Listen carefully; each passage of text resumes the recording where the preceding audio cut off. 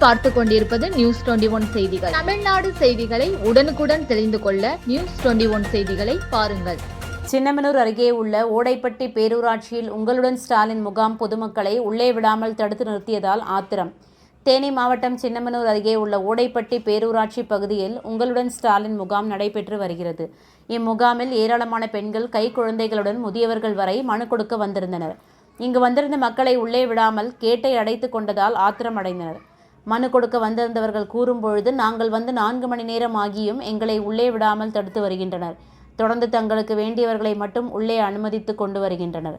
இது பொதுமக்களுக்காக நடத்தப்படும் முகாம் அல்லது வேண்டியவர்களுக்காக நடத்தப்படும் முகாமா என காத்திருக்கும் பெண்கள் கேள்வி எழுப்பி வருகின்றனர்.